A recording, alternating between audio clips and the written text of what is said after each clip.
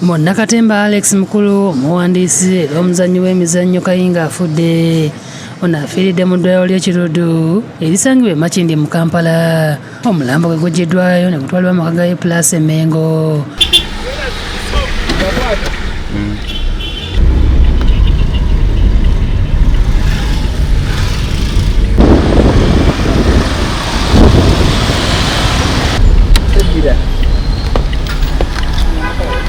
Veio, dizendo.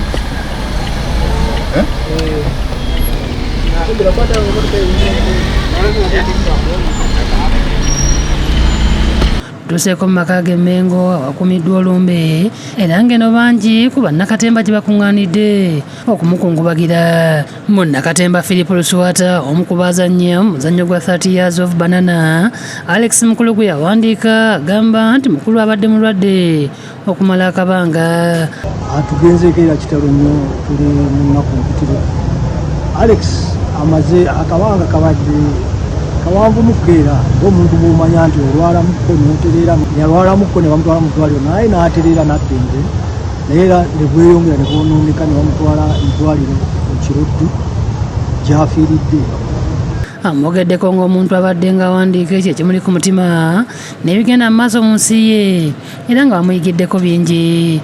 Alex Mukulu abantu bangi bayinza okugamba nti yali musajja muzibu. Alex Mukulu oyinza okugamba nti yali avuma, Alex Mukulu yali ajerega, Alex Mukulu yali akola ki, Alex Mukulu yali ayatulira, Alex Mukulu yali akola bingi. Yoyo Alex Mukulu si mulala nnyo. Alex ekyamuli ku mutima kye yawandiikanga mu mizannyo gye, Alex kye yalabiranga eggwanga nti ensi yaffe esobola okuva wano nedda wali, kye yawandiikanga, kye yayimbanga, kye kyamusanyusanga. Emboozi ye yonna yonna yabanga ku Uganda, ensi yaffe eddeeno, ensi yaffe eragawa. Alex Mukulu yazaalibwa mu mwaka gwa 1954 ku kyalo Misebe Namutamba mu disitulikiti y'e Mityana mu ssaza lya Ssaabasajja erya Ssingo. Kitaawe yali Paulo Kayizi Lugayizi ne nnyina Victoria Ndagire era muzzukulu w'Omulangira Yokaana Kimbugwe Erongojja. Mukulu afiiridde ku myaka 72. Yasomerako Kololo Secondary School gye yava ne yeegatta ku Yunivasite y'e Makerere gye yasoma ebya firimu ne katemba era oluvannyuma lw'okumaliriza emisomo gye yatandikirawo okuzannya katemba n'okuyimba. Mugimu ku mizannyo egimujjukirwako gwe gwa 30 years of banana ogwali gwoleka ebyafaayo bya Uganda ogwamutunda ennyo. No one had ever spoken about our presidents in the public, right? And on top of that, bring their caricatures on stage.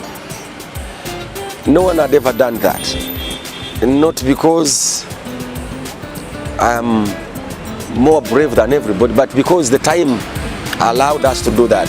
That was around 1988. Ajjukirwa nnyo n'okuzannya omuzannyo ogwa Janet Self-Realization ku mukolo ogwaggulawo olukuŋŋaana lwa Kyoga mu 2007.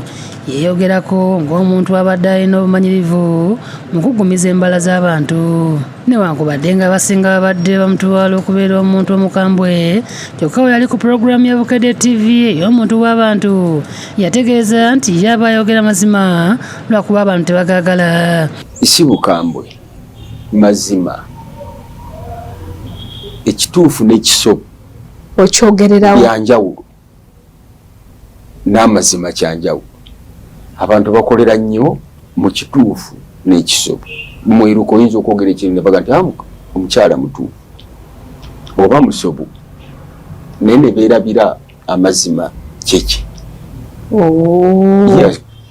Abadde n'obukugu bw'okuwandiika emizannyo egirimu ennyimba kiyite musicals era ng'abayimbi bangi bamuyigiddeko. Yeebuuzibwako mu by'ebitone era nga zze abeera omu ku basazi b'empaka ez'ebitone eby'enjawulo nga wano ku Bukedde TV y'omu ku baasala empaka za yayolesa ekitone. Oyo aliraanye Roger atalina mubeezi tagenda kwebaka. Njagala nkube Bessi Nancy Kombi okube sitiriyo. It's a yes from me. yes Please. Judge Alex. Egendo we mulira abeewa. Alex Mukulu era yayimba oluyimba olw'Abannakampala ab'e Namutamba n'endala. Yudaya Namyalo ne Ignatius Kamya bye bakusakidde eggulu eno ku lwa Bukedde TV.